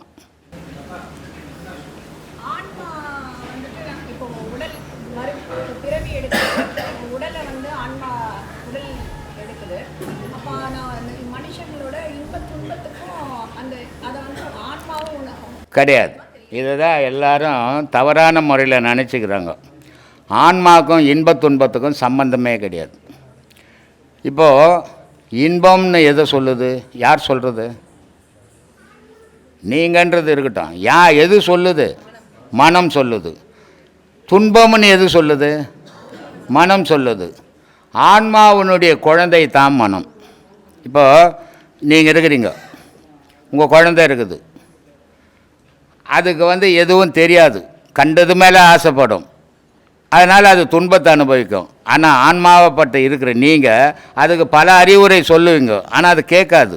அது மாதிரி மனிதனுக்குள்ளே இருக்கிற ஆன்மா எல்லா அறிவுரையும் மனத்துக்கு சொல்லுது. ஆன்மாவினுடைய குழந்தை தான் மனம். ஆனால் இந்த மனமாகப்பட்டது புலனுடைய சப்போர்ட்டை வச்சுக்கின்னு உலகத்தில் பல செயல்களை புரியுது. அதனால் அதுக்கு இன்பமும் துன்பமும் மாறி மாறி வருது. அப்போ இன்பம்னு சொல்கிறதும் மனம், துன்பம்னு சொல்கிறதும் மனம். அப்போ இன்ப துன்பங்கள் இருக்கிறது மனத்துக்கு. ஆனால் இறக்கும் தருவாயில் இந்த குழந்தையாக இருக்கப்பட்ட மனம் ஆன்மாவோடு சேருது. ஆன்மாவோடு சேரும்போது அது இந்த மனம் செய்த துன்பங்களை ஆன்மா தூக்கின்னு சுமக்குது. சுமந்து திருப்பி பிறவி எடுத்து அதை அழிச்சிடலான்னு ஒரு பிறவி எடுக்குது. எடுக்கும்போதே அந்த குழந்தை பிறந்த உடனே ஆஸ்பத்திரியில் இருக்கும்போதோ வீட்டில் இருக்கும்போதோ நான் போகிறேன், போயிட்டு ஒரு 1000 ரூபாய் அதை கையில் குத்து, நீ டாக்டர் ஆகிடு. அதை துன்பத்தை அழிக்க வந்தது. துன்பத்தில் நான் போய் தள்ளுறேன். நான் சொல்கிறேன், நீ டாக்டர் ஆகிடு, நீ இன்ஜினியர் ஆகிடு, நீ இப்படி ஆகிடு அப்படி ஆகிடுன்னு சொல்லும்போது அது வீழ்ச்சிக்கினே பார்க்குது. இப்படிலாம் கூட ஒரு செயலுக்கு தானே ஆசை அதுக்குள்ளே வளர ஆரம்பிக்குது. வளர்ந்த உடனே அது பிறந்த உடனே அதே செயலை செய்யுது.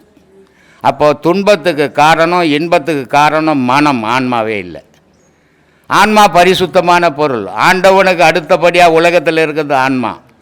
ஆண்டவன் சுத்தமானவன். ஆண்டவனுக்கு பிறப்பும் இல்லை இறப்பும் இல்லை, சின்னதும் இல்லை பெருசும் இல்லை, இரவும் இல்லை பகலும் இல்லை, இன்பம் இல்லை துன்பம் இல்லை. அதான் ஆண்டவன். ஆனால் மனதுக்கு இன்பம் இருக்குது, துன்பம் இருக்குது, எல்லாம் அனுபவிச்சுன்னுக்குது. அது எதோடு அனுபவிக்குது? இந்த உடலோடு சேர்ந்து அனுபவிச்சுன்னுக்குது. எப்படி குண்டலினி பயிற்சியை மேற்கொள்வது, சாப்பாட்டு முறைகளையும் சொல்ல முடியுமா என்று கேட்டிருக்கின்றார். குண்டலினி பயிற்சி ஒரு குரு இல்லாத பயிற்சி சொல்ல முடியாது. பேப்பரில் கொடுக்குறதோ ஃபோனில் கொடுக்குறதோ சொல்ல முடியாது. அது சீரான முறையில் இல்லை. தொட்டு காட்டாத வித்தை சுட்டு போட்டாலும் வராதுன்னு சொல்லுவாங்க. ஒரு குருவால் தொட்டு காட்டி அந்த குருவனுடைய பவரால் அதை செலுத்தி அந்த வழிமுறையை கற்றுக் கொடுத்த பிறகு தான் அவங்க செய்ய முடியுமே தவிர தானாகவே நினச்சின்னு குண்டலி கிளம்பிச்சு சுண்டலி கிளம்பிச்சுன்னா அதெல்லாம் ஒன்றும் கிளம்பாது. அதெல்லாம் வீண் பொய்யான விஷயங்கள். குண்டலி மனுஷனுக்கு கிளம்பிச்சுன்னா அவன் மனிதன் நிலையை மறந்து பொணமாக மாறிடுவான். அவன் பொணத்துக்கும் இதுக்கும் என்ன வித்தியாசம் அப்படின்னா, பொணத்துக்கு உயிர் போனால் வராது. ஆனால் இந்த குண்டலி கிளம்பி போய் வெளியே போயிட்டு உள்ளே வரும்போது உயிர் வரும். இதுதான் வித்தியாசம். இதுக்கு உணவு கட்டுப்பாடு, ராஜசம் தாமசம் சாத்வீகம் அப்படின்னு 3 வகையாக குணத்தை பிரிச்சுருக்கிறோம். அப்போ அந்த ராஜசம்ன்றது கண்ட பொருள்களை சாப்பிடும்போது முன்கோபம், மூர்க்கத்தனம் இதெல்லாம் வரும். அப்போது இது வரக்கூடாது ஆன்மீகத்துக்கு. குண்டலி உண்மையிலேயே அதை அடையணும்னு நினைக்கிறவனுக்கு இது உதவாது. 2வது தாமசம் உதவாது. எந்த நேரமும் அவன் தூங்கிக்கினே சோம்பேறித்தனமாக இருக்கிறவன் ஞானத்துக்கு உதவ மாட்டான். அப்போது அவனுக்கு சாத்வீகம் இருக்கணும். அப்போ அவன் சாத்வீகமான உணவுகள் அருந்துனானா தான் குணங்கள் சாத்வீகமாக வரும். ஏன்னா அவன் எதை சாப்பிட்றானோ அதான் அவன் உடலில் ரத்தமாக மாறுது. அந்த ரத்தத்துக்கு ஏற்ற மாதிரி தான் அவனுடைய செயல் மாறுது. அப்போ சாத்வீக உணவு தேவை. அதுக்கு தான் சாத்வீக உணவு. ஞானத்தில் போகிறவங்களுக்கு சாத்வீக உணவு வேணும்னு சொல்கிறோம். ரிங் பிரகாஷ் என்பவர் ஒரு குழந்தை பிறந்த பின் தீட்டு என்று ஏன் சொல்லுகின்றார்கள்? கோயில் செல்லக்கூடாது என்றும் சொல்லுகின்றார்கள். இது உண்மையா சுவாமிஜி என்று கேட்டிருக்கின்றார். குருஜியின் எல்லா வீடியோக்களையும் நீங்கள் பார்க்கவில்லை என்று தெரிகின்றது. இதற்கு முந்தைய கேள்வி பதில் நிகழ்ச்சியில் பதிலளித்திருந்தார்கள். இருந்தாலும் உங்களுக்காக குருஜி ஒரு முறை சொல்கிறேன். இந்த எல்லா மதத்தினரும் கர்ப்பத்திலிருந்து குழந்தை பிறந்தா மொட்டை அடிக்கிற பழக்கம் உண்டு. அது இந்து மதத்தில் மட்டும் இல்லை, எல்லா முஸ்லீம் மதத்தில், கிறிஸ்துவ மதத்தில், எல்லா மதத்துலையும் உண்டு. இது ஏன் அப்படின்னாக்கா, அந்த குழந்தைக்கு அந்த மொட்டை அடிக்கலைன்னா குழந்தை வளர்ச்சி பெறாது. அது கர்ப்பத்தில் இருக்கிற அந்த நீரில் வளர்ந்த முடி. அது அந்த முடியை மொட்டை அடித்தா தான் அந்த குழந்தையினுடைய உடல் ஆரோக்கியமாக இருக்கும், வளர்ச்சி பெறும். அதுக்காக இதை செய்கிறது. இந்த குழந்தை பிறந்த உடனே அந்த குழந்தை பிறந்த பெண்ணுக்கு குறைஞ்சது ஒரு 10 நாள் அந்த தீட்டு போய்க்கினே இருக்கும். அதனால் அந்த இடத்துக்கு வரக்கூடாதுன்னு சொன்னாங்களே தவிர இது சுத்தமாக போகக்கூடாதுன்னு சொல்லலை. அப்புறமா குழந்தைய தூக்கின்னு போய் கோயிலில் பேரே வைக்கிறாங்க. கோயிலில் எல்லா அபிஷேகம் பண்ணுறாங்க. இப்போ நம்ம கோயிலில் கூட எடைக்கு எடை போட்டு கொடுத்தாங்க, சின்ன குழந்தை எடுத்துன்னு வந்து. இது எல்லோரும் செய்வாங்க. அந்த 10 நாள் அந்த தீட்டு போகிற காலத்தால் சுத்தம் இல்லாத கோயிலுக்குள்ளே வரக்கூடாது. ஏன்னா கோயிலுன்றது ஒரு புனித இடம். அந்த இடத்துக்கு அசுத்தமாக வரக்கூடாதுன்றதுக்காக இப்படி சொல்லி வச்சுருக்காங்க. மாடு கொடுக்குறது, மாடு பிடிச்சி வாங்கி கொடுக்குறது. இப்போ ஏழை சாப்பாட்டுக்கே வழி இல்லை, கஷ்டப்படுறாங்க, அவங்களுக்கு நீ ஒரு மாடு பிடிச்சி கொடுக்கணும். ஒரு கோவில் மாடு பிடிச்சி கொடுத்தா அந்த பால் கறந்து சாமிக்கு அபிஷேகம் பண்ணுவாங்க. இதெல்லாம் கோதானம். அது உன்னால் என்ன முடியுமோ செய். துர்க்கையினுடைய அம்சம் 9 அம்சங்கள். அந்த 9 அம்சங்கள் தான் நவராத்திரி. நவம்னா 9ன்னு அர்த்தம். அந்த துர்க்கை வந்து அந்த ஒரு சூரனை, மும்மூர்த்தியாலையும் கொல்ல முடியாத சூரனை துர்க்கை கொல்றான். ஏன்னா துர்க்கை தான் ஆதிசக்தி. துர்க்கை ஆதிசக்தின்னு ஒன்று இல்லைன்னா உலகமன்னே ஒன்று கிடையாது. அப்போது அந்த ஆதிசக்தி மும்மூர்த்தி சிவன், விஷ்ணு, பிரம்மா மூவராலையும் வெல்ல முடியாத அரக்கனவன். அப்படிப்பட்டவனே இந்த மும்மூர்த்திகளும் போய் துர்க்கை கிட்ட கேட்குறாங்க, அம்மா இந்த மாதிரி அவன் ரொம்ப தொந்தரவு கொடுக்குறான், எங்களால் அவனை வெல்ல முடியல, அதனால் உன் சக்தியால் தான் அவனை கொல்ல முடியும் அப்படின்னும்போது அம்பாள் வந்து துர்க்கையாக மாறுறான். துர்க்கையாக மாறி அந்த சூரனை வதம் பண்ணுறான். வதம் பண்ணதால் அந்த நாளை வந்து நவராத்திரியாக கொண்டாடணும். 9 நாள் போகிறது, 9 அம்சங்கள்.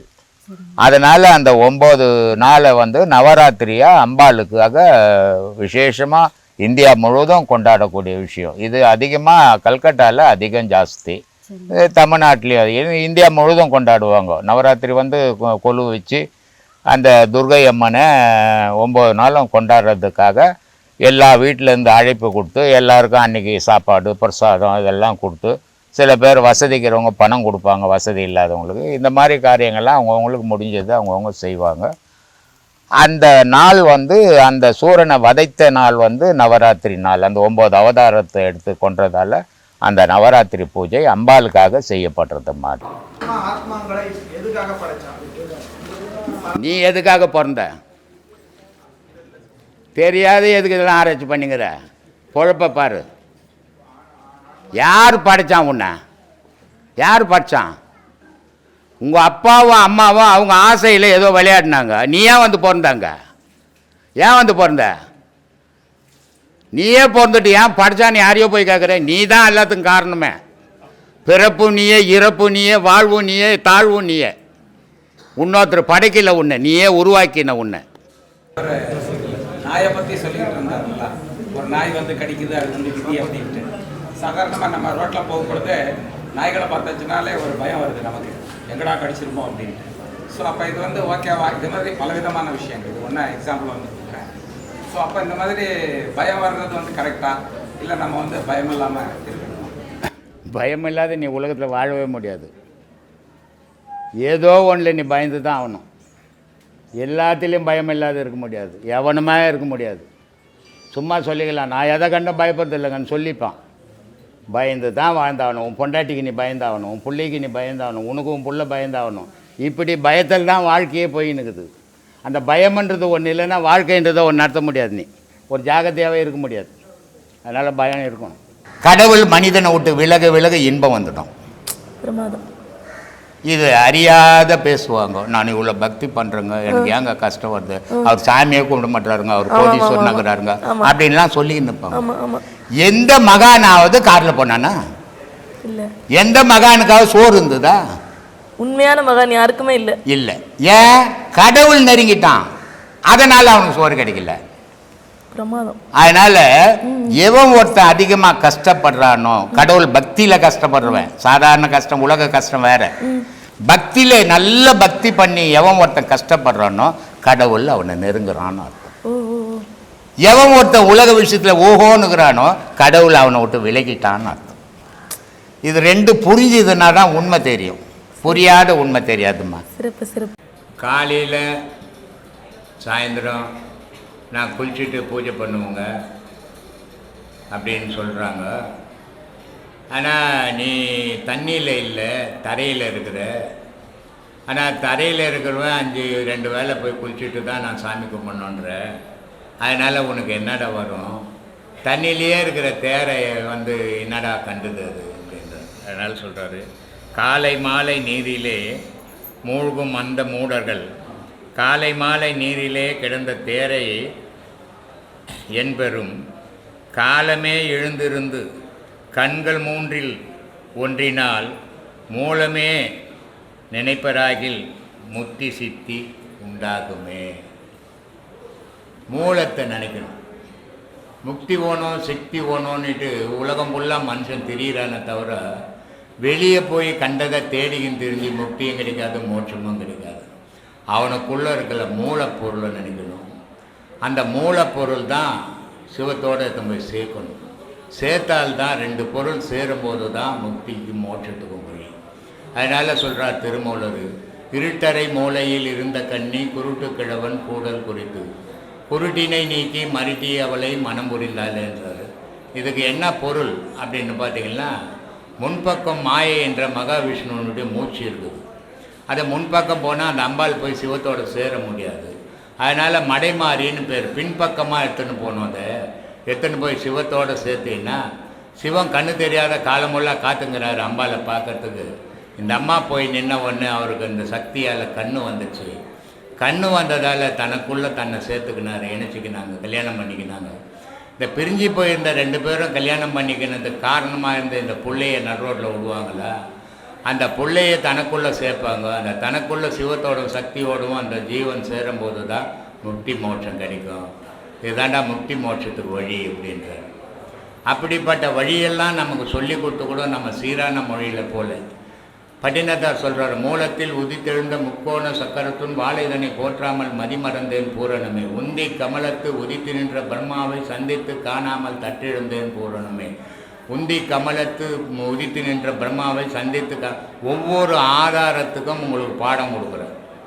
அந்த ஒவ்வொரு ஆதாரமும் நீங்கள் அந்த 5 நிமிஷம் அங்கே நின்று போகும்போது ஒவ்வொரு தெய்வ துணையும் உங்களுக்கு கிடைக்கும். அந்த ஒவ்வொரு தெய்வ துணையும் கிடைக்கும் போது கடைசியில் சகசிராரம் ஏறும்போது அந்த சகசிராரத்தில் நீ போய் இணையும் போது உங்களுக்கு முக்தி கிடைக்கும். அதுக்காக முயற்சிகளை நீங்கள் பண்ணிக்கினே இருக்கணும். அந்த முயற்சியிலேருந்து பின் வாங்கவே கூடாது. அப்படி வாங்கினீங்கன்னா நீங்கள் அதை அடைய முடியாது. அதனால் ஏணிப்படி மாதிரி அது. மூலாதாரம், சுதிஷ்டானம், மணிப்பூரகம், அநாகதம், விசித்தி, ஆக்ஞை, சகசிராமம் 7 ஸ்தானங்கள் இருக்குது. அந்த 7 ஸ்தானத்துக்கு உன்னுடைய சுவாசமாகப்பட்டது போய் அடங்கணும். 7வது ஸ்தானத்தில் அடங்கணும். அப்படி அடங்கச்சின்னா தான் ஞானம் கிடைக்கும். அதை அடங்கணும்னா மனம் அடங்கணும். மனம் அடங்கணும்னா புலன் அடங்கணும். புலன் அடங்கணும்னா செயல் அடங்கணும். இவ்வளவும் ஒன்றோட ஒன்று தொடர்பு உடையது.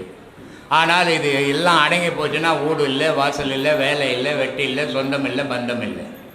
ஆனால் இதையெல்லாம் செய்துக்கின்னு அடக்கி பழகணும். அடக்கி பழகும் போது அது ஒரு நாள் அடங்கிடும் தானாகவே.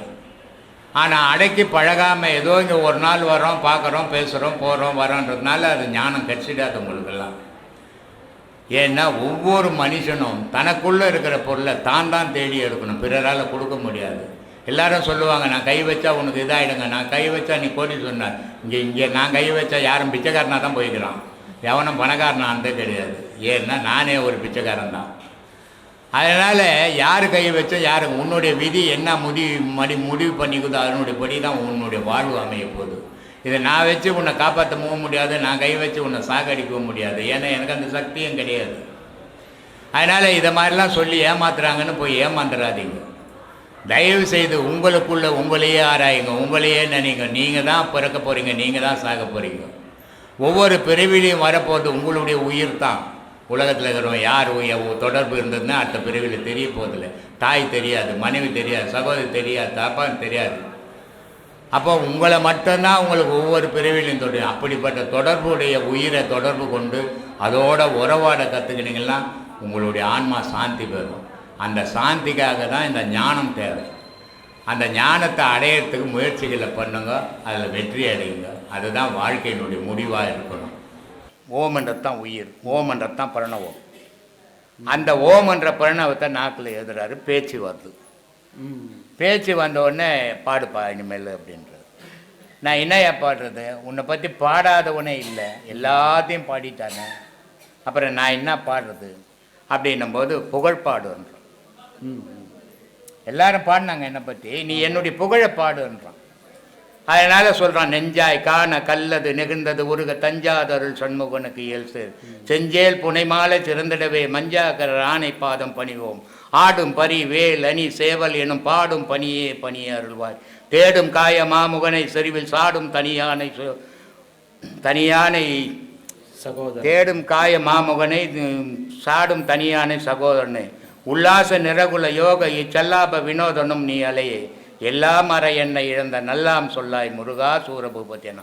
இனி எனக்கு உலகத்தில் என்ன இல்லை, சொந்தம் இல்லை, பந்தம் இல்லை, நீ தான் உறவு, நீ தான் தெய்வம், நீ தான் என் நண்பன், நீ தான் நான். எல்லாத்தையும் இழந்துட்டேன் நான் உலகத்தில், உன்னை தவிர வேற எதையும் நான் வச்சில்லை. ஆனால் எனக்குன்னு இருக்கிற சொத்து நீ தான், நீ சொல்லு வழியணும். அதனால சொன்னான், செம்மன் பகலை திருடும் திருடன் பொம்மன் முருகன் பிறவான் இரவான் சும்மா இரு சொல் என்றாலும் அம்மா பொருள் ஒன்றும் அறிந்தில்லை. நான் அன்னைக்கு தெரியாமல் போயிடுச்சு சும்மா இருன்னு சொன்னது, இன்னைக்கு புரிஞ்சிடுச்சு அது.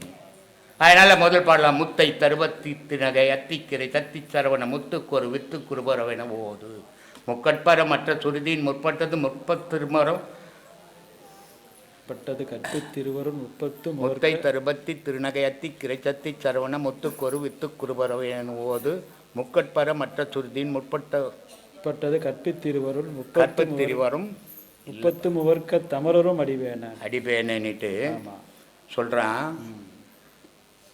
சக்தியை கூப்பிடுறாங்க இறைவனை, அப்படி எல்லா வடிவத்திலையும் பார்க்குறான். முருகன்ற வடிவத்தில் பார்க்குறான், சிவம்ன்ற வடிவத்தில் பார்க்குறான், சக்தின்ற வடிவத்தில் பார்க்குறான். எல்லா வடிவம் தெய்வம் அப்படின்ற நிலைக்கு வந்துட்டான். 16,000 பாட்டை பாடினான். அந்த பாடல் 5000 பாட்டு தான் முதல் கட்சிது. முத்தை திருப்பதி திருநகை பாடல்கள்ல 4 தெய்வத்தையுமே எல்லா தெய்வத்தையும் திருமாலையும் சொல்றாரு, எல்லாரையும் சிவத்தையும் சொல்றாரு. ஆனா அதுல கடைசியில ஒரு அடி வரும், நல்ல பக்தி இல்லாதவன பலிபீட்டில் வச்சு வெட்டுறான்றான். அது முடியுமா? 10 தலை தத்தை கணத்தோடு ஒற்றைகிரி மத்தை பொருள்தோடு பட்ட பகல்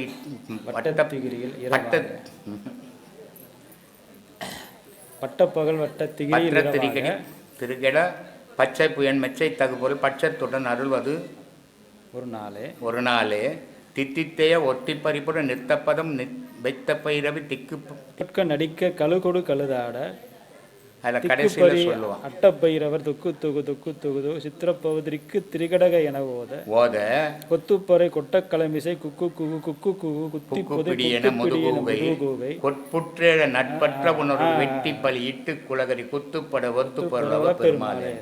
கொட்புற்றல நட்பற்ற நல்ல பக்தி இல்லாத பலிபீட்டில் வச்சு வெட்ட முடியுமா? உள்ள பூச்சி போட்டுருவான், குடும்பம் நட்டோடு அவன் காலத்தில் அவன் சொல்லிட்டு போட்டான். அதனால் எல்லாத்தையும் சொன்னாங்க, எல்லாத்தையும் அனுபவிச்சாங்க. ஆனால் இந்த பாழா போன மனிதனுக்கு எவ்வளோ அறிவுரை சொன்னாலும் இவன் மாறலையே, இவன் நிலையிலேருந்து மாற மாட்டானே. யார் எந்த மகான் வந்து சொல்லி என்ன பண்ணுறது? நம்ம சத்குரு பாடல்ல மண்ணுடம்பை பொன்னுடம்பாய் மாற்றும் வல்ல சாமி, மண்ணுடம்பை பொன்னுடம்பாய் மாற்றும் வல்ல சாமி. மண்ணுடம்பு ஐயா சொல்லிட்டாரு, இப்போ பொன்னுடம்பை எப்படி நாங்கள் மாற்றுறது, அதுக்கான வழி என்ன? இந்த கலையே அதுக்காக தான்மா. பொண்ணு என்னைக்காவது அழியுமா? 1 கிலோ தங்கத்தை வாங்கிட்டோம், இந்த மண்ணில் போச்சு வச்சுட்டோம், அது எத்தனை 1000 வருஷமானாலும் அது தங்கமாக தான் இருக்குமே தவிர அழியாது. ஆனால் இந்த உடம்பு உயிர் போயிடுச்சு, இதை எத்தனை ஒரு இடத்துல புதைக்கிறோம், எவ்வளோ நாளைக்கு தாங்கும்? 3 மாதம்லாம் ரொம்ப அதிகம். 3ஆவது நாள் 10 வாயு இந்த உடம்புல இருக்குது, ஒரு வாயு மட்டும் தங்கும், மற்ற 9 வாயும் உயிர் போன உடனே அதுவும் வெளியே போயிடும். ஒரே ஒரு வாயு, அந்த பேர் என்னது, தனஞ்சயன், அவன் உள்ளே இருந்துக்கின்னு என்ன பண்ணுவான், இந்த உடம்பை வீங்கி வெடிக்க வைக்கிறதுக்கான எல்லா வேலையும் பண்ணிவிட்டு இது வெடித்ததுக்கப்புறம் தான் வெளியே வருவான். அதனால தான் வள்ளலார் சொல்லுவார், இந்த உடம்பு உயிர் போன உடம்பை எரிக்கக்கூடாதுன்னு. உன்னை பொறுத்த வரைக்கும் உயிர் போயிடுச்சு, அதனால் நீ எரிச்சிடலான்னு நினைக்கிற. ஆனால் ஆன்மீகத்தில் இன்னும் அவனுக்கு உயிர் போகலை. 10 விதமான வாயுக்களும் சேர்ந்து இந்த உடலில் இயங்குச்சு, அது வரைக்கும் அந்த உடல் இயங்குது. இப்போது 9 வாயு போயிடுச்சு, ஒரு வாயு மிச்சம் இருக்குது. அந்த ஒரு வாயும் 3வது நாள் தான் வெளியே போகும். நீ அந்த 3 நாளைக்குள்ளே அந்த உயிரை அந்த உடம்பை போய் எரிச்சா ஒரு கொலை பண்ணதுக்கு சமம்ன்றார். யார் சொல்கிறாரு? வள்ளலார் சொல்கிறாரு. அதனால தான் உடலை, இறந்த உடல்களை எரிக்கவே கூடாதுன்றாரு. ஏன்னா ஒரு காற்று உள்ளே இருக்குது, அது என்ன பண்ணணுமோ அதெல்லாம் பண்ணுறதுக்கு முன்னாடியே நீ போய் எரிச்சனா அந்த காற்றோட நிலை என்ன, அதுவும் ஒரு உயிருக்கு கொலை செஞ்சதுக்கு சமம்ன்றார். புரியுதுங்களா? இதே காற்றை உடலை விட்டு உயிர் போகிறதுக்கு முன்னாடி நான் என்னோட பிராணன் கூடவே அதை சேர்த்துட்டேன்னு சொன்னால் அப்போ தான் இந்த அழியக்கூடிய இந்த மண்ணுடம்பு பொன்னுடம்பாக மாறும். அப்போ அந்த உடம்புக்கு அழிவே இல்லாமல் போயிடும். பளிங்கு இருக்குது, பளிங்குக்குன்னு சுயமாக எந்த விதமான நிறமும் இல்லை. அதை எடுத்து போய் பச்சை எண்ணத்தில் வச்சேன்னா பளிங்கும் பச்சையாக தெரியும், சிவப்பாக இருக்கிற இடத்துல போய் வச்சேன்னா பளிங்கும் சிவப்பாக தெரியும். எந்த இடத்துக்கு போகிறோமோ அந்த இடத்த அது கிரகிச்சுக்கும். அதை போல் இந்த காற்று எல்லாத்தையும் நான் ஒன்று சேர்த்து பிராணனும் தனஞ்சயனையும் ஒன்று சேர்த்து ஒரு இடத்துக்கு கொண்டு போய் சேர்த்துட்டேன்னு சொன்னால் இந்த உடலும் அழியாத தன்மைக்கு போய் சேர்ந்துடும். அப்போ எது நிற்கும்? எல்லாருக்கும் தெரியும். இது ரொம்ப முக்கியமான விஷயம். மகான்கள் ஞானத்தை அடைஞ்சிடுறாங்க, ஞானத்தின் மூலிமா சமாதி அடைஞ்சிடறாங்க. சமாதி அடைஞ்சவங்களெல்லாம் இறைவனோட கலந்துட்டாங்க. இறைவனோட கலந்தவங்க இப்போ இந்த ஊன் உடம்புக்குள்ளே இருப்பாங்களா? இருப்பாங்களா? சொல்லுங்க. சொன்னீங்கன்னா தான் தெரியும். அப்போ அந்த உடம்புக்குள்ள எது இருக்கிறதுனால அந்த உடம்பு பாதுகாப்பாக இருக்குது?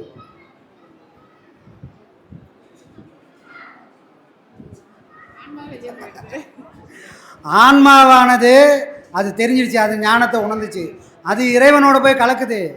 ஆனால் ஜீவன் என்ற ஒரு பொருள் மட்டும் இந்த ஊன் உடம்புக்குள்ளேயே மகான் சித்தர்கள் எல்லாருமே இந்த ஊன் உடம்புக்குள்ள ஜீவனை தக்க வச்சுட்டு போவாங்க. அந்த ஜீவசக்தி தான் இந்த ஊன் உடம்புக்குள்ளே இருந்து இந்த உடம்பை காப்பாற்றுது. அவங்களுடைய ஆன்மா இறைவனுடைய கலந்துரும். சமாதிக்குள்ள மகான் இருக்கிறாரா? இல்லை, அவருடைய ஜீவசக்தி மட்டுமே இருக்கும். அவருடைய உண்மையான ஆற்றல் எப்படி இருக்கும்? இந்த பிரபஞ்சத்தில் கலந்துருக்கும். யாரெல்லாம் ஐயா நீ வாயா அப்படின்னு கூப்பிட்றாங்களோ அவங்களுக்காக அந்த சக்தி, அந்த பேராற்றல் இறங்கி வரும். அவங்களுக்கு பிறவி இல்லை. இறைவன் எப்படி இந்த உலகத்தில் இருக்கிறானோ அதே போல் சூட்சமாக இருப்பாங்க. அவ்வளோ சூட்சமாக அவங்கள வேண்டி வரம் வாங்கக்கூடிய தகுதி எனக்கு இருந்தால் சூட்சமாக இருக்கக்கூடிய அந்த சக்தி எனக்குள்ளே வந்து பேசும். அப்போ நமக்குள்ளவும் அவர் பேசுவார். எப்படி? அதுதான். அப்போ உள்ளே இருக்கிற பொருள் என்னது? ஜீவன் தான் இருக்குது. அந்த ஜீவன்னா என்னது? இது என்ன சாமி ஜீவன்னா? விந்து சுரோனிதம் அப்படி சொல்லக்கூடிய அந்த சக்தியை நல்ல நிலைக்கு உறுத்தி பக்குவப்படுத்தி இந்த ஊன் உடம்புக்குள்ளே அதை தக்க வைக்கிறாங்க. ஐயா சொல்லுவார், ஏன்னா சட்டியெல்லாம் காலி பண்ணிட்டு வந்தா இங்கே நான் என்ன பண்ணுறது அப்படின்னு கேட்பார். அப்போ சட்டியெல்லாம் காலி பண்ணானா எதை காலி பண்ணாங்க? தன்னுடைய ஜீவசக்தியை விரயம் பண்ணிட்டு உலகத்தெல்லாம் இறைச்சிட்டு இங்கே வந்து உக்காந்துக்கிறாங்க. ஜீவசக்தி இல்லாமல் பரசக்தியை யாராலும் உணர முடியாது. அப்போ இது வேணும். எந்த சக்தியை வச்சுட்டு நாம் உணர்றோமோ அந்த சக்தியை இந்த உடலுக்குள்ளேயே தக்க வச்சுட்டு இவங்க மட்டும் வெளியே படுவாங்க. இது பெரிய சப்ஜெக்டு, புரியுதுங்களா? அப்போ சமாதிக்குள்ளே மகானுகிறாரானா? இல்லை, அவருடைய ஜீவசக்தி மட்டுமே உண்டு. அப்போ ஒரு இடத்த அந்த இடத்துல பரிபக்குவமான நிலை உள்ளவர்கள், மனம் உள்ளவர்கள் இருந்தால் இந்த சக்தி இன்னும் வளரும். கெட்டுப்போனவங்களெல்லாம் ஒன்றா இருந்தால் இந்த ஜீவசக்தியும் ஒரு நாள் வெளிப்பட்டு இந்த உடலும் கூட ஒரு நாள் மறைஞ்சிடும். அவங்க அந்த மண்ணில் இருக்க மாட்டாங்க. போய் தேடி பார்த்தோம்னா விபூதியும் வில்வம் தான் இருக்கும், அவங்க இருக்க மாட்டாங்க. ஏன்னா அவங்க நினச்ச எதையும் செய்ய முடியும். புரியுதுங்களா? அப்போ ஒரு சக்தி ஒரு இடத்துல நிலை பெற்று இருக்கணும்னா நல்லோர்கள் அந்த இடத்துல கூடி தவம் பண்ணணும். ஒரு மகான் எதுக்காக வந்தாரோ அந்த சூழ்நிலையை கெடுக்காத அந்த இடத்த பார்த்துக்கினா அந்த சக்தி அங்கே இருக்கும். இல்லைன்னா அந்த மண்ணை விட்டு விலகி போயிடும். இதுக்குள்ளே இவ்வளோ விஷயம் இருக்குங்க. நம்ம பாடம் பண்ணுறவங்க என்ன சாப்பிடக்கூடாது ஐயா? பித்தத்தை தூண்டி விடுற மாதிரி சாப்பிடக்கூடாது. சித்தம் தடுமாறுற மாதிரி சாப்பிடக்கூடாது. என்ன சாமி பித்தத்தை தூண்டி விடுற, சித்தத்தை தடுமாறுற அளவுக்குன்னா அதுக்கு தான் முதல்ல சொல்கிறது நான்வெஜ்ஜு சாப்பிடக்கூடாது. எனக்குள்ளே இருக்கிற யார் இருக்கிறானோ அவனே எல்லா உயிருக்குள்ளேயும் இருக்கிறான். அப்போ நான் ஆடாக இருக்கிறேன்னு நினைக்கக்கூடாது. இறைவனையே அறுக்கிறேன்னு நான் நினச்சிட்டேன்னா என் மனசுக்குள்ளே கருணை வெள்ளம் பெருகும். கருணை வெள்ளம் பெருகும்போது மட்டும்தான் ஜீவகாரண்யம் பெருக்கெடுத்து ஓடினால் மட்டும்தான் நான் என்னுடைய கர்மாவை அடிக்கக்கூடிய தகுதி இந்த மனசுக்கு வரும். எல்லா உயிரும் ஒன்று தான்ப்பா, யாருக்கும் வேறுபாடே இல்லாமல் நான் நடந்துக்கணும். அப்போ வேறுபாடு வரக்கூடாதுன்னா கருணைன்றது என் கண்ணுலேயும் இருக்கணும், என் பேச்சிலையும் இருக்கணும், என்னோடய செயல்லையும் இருக்கணும். புரியுதுங்களா? இது எல்லாம் எதையும் கெடுக்கக்கூடாத உணவு இருக்கணும். இப்போ காரம் சாரமாக சாப்பிட்றோம், மிளகு சாப்பிட்லாம், மிளகாவை குறைச்சிக்கணும். மிளகோட காரம் இந்த உடலில் நல்ல சக்தியை நல்ல சூட்டை தக்க வைக்கும். மிளகா காரம் இந்த உடலில் கெட்ட சக்தியை அந்த சூட்டை அதிகப்படுத்தி இந்த சூடு நாளடைவில் மூளை சூடாக மாறி இது படிப்படியாக ரத்தத்தில் கலக்கும். இது ரத்தத்தில் கலக்கும்போது நம்மளால் பாடம் பண்ண முடியாது, மனசு ஒரு நிலையில் இருக்காது. அதனால தான் நம்ம என்ன பண்ணுறோம், பாடம் பண்ணுறவங்க எல்லாரும் கண்டிப்பாக நீர் சத்தான காய்கறி நிறைய எடுத்துக்கணும். பழமாவோ காய்கறியாவோ நிறைய பொருள் எடுத்துக்கணும். ஐஸ் போடாமல், ஐஸுன்றதை சேர்க்கக்கூடாது, ஐஸ் போடாமல். அதுக்கு அடுத்தபடியாக நம்மளுடைய மூளை சூடு இருக்கக்கூடிய இடம் எது, இந்த உடலில் ஆசனவாய். இந்த ஆசனவாயை ஒரு நாளைக்கு குறைஞ்சது 4லேருந்து 5 முறை நல்ல சில்லுனுங்கிற பச்சை தண்ணியில் பாடம் பண்ணக்கூடியங்க கண்டிப்பாக சுத்தம் செய்ய வேணும். இது வேலைக்கு போகிறோம், சரி சுத்தம் பண்ணலாம், வாய்ப்புகள் இருந்து நான் வீட்டில் தான் சாமி இருக்கிறேன் அப்படின்னு சொன்னால் ஒன்றுமே யோசிக்க வேணாம். ஒரு டப்பில் பச்சை தண்ணியை ரொப்பி வச்சுட்டு அதுக்குள்ளே நாம் போய் உட்காரணும். உட்கார்ந்தால் மட்டும்தான் மூளை சூடு ரத்தத்தில் ஏறாமல் அதோட தொந்தரவுகளுக்கு இந்த உடம்பை ஒன்றும் பண்ணாமல் நம்மளால் காப்பாற்றிக்க முடியும். அப்போ பாடம் பண்ணுறேன் சூடு நல்லதானேன்னு கெட்ட விஷயங்களை சேர்த்துக்கூடாது. அப்போது இந்த மூளை சூடை தவிர்க்கணும்னா பாடம் பண்ணக்கூடிய எல்லாரும் ஒன்று ஆசனவாயை ஒரு நாளைக்கு 4லேருந்து 5 முறை பச்சை தண்ணியில் வாஷ் பண்ணி ஆகணும். இல்லை வாய்ப்புகள் இருந்தால் ஒரு டப்பில் தண்ணி ஊற்றி வச்சுட்டு நீங்கள் உட்காரணும். அப்போ தான் இந்த சூடு நம்மளை ஒன்றுமே பண்ணாமல் நம்மளை அடுத்த நிலைக்கு கொண்டு போகணும். இது பாடம் பண்ணுறவங்க தெரிஞ்சிருக்கணும். இல்லைன்னா எதை காப்பாற்ற வந்தோமோ அதையே கெட்டு போகிற அளவுக்கு ஆகிடும். புரியுதுங்களா? அப்போது சித்தம் கெடுக்காமல் இருக்கணும்னா இப்போ புத்தி கலங்கி போச்சுன்னா என்ன சொல்லுவாங்க, சித்தம் தடுமாறானுவாங்க. இதுக்கு அடிப்படையே சூடு தான். இந்த மூளை சூடு உச்சிக்கு போச்சுன்னா நம்மளோட சித்தம் ஒரு நிலையாகவே இருக்காது. அப்போ எவ்வளோ பெரிய தொந்தரவு ஒன்று பண்ணுது. இதை எளிமையாக போகணும்னா சாப்பிட்ற பொருளை அறிஞ்சு சாப்பிட்ணும். கண்டிப்பாக எல்லாரும் இந்த தண்ணீரை சூட்டை குறைக்கக்கூடிய வழியை கண்டிப்பாக ஃபாலோ பண்ணி ஆகணும். சரிங்களா? கண்டிப்பாக எல்லோரும் செய்யணும். நன்றி ஐயா.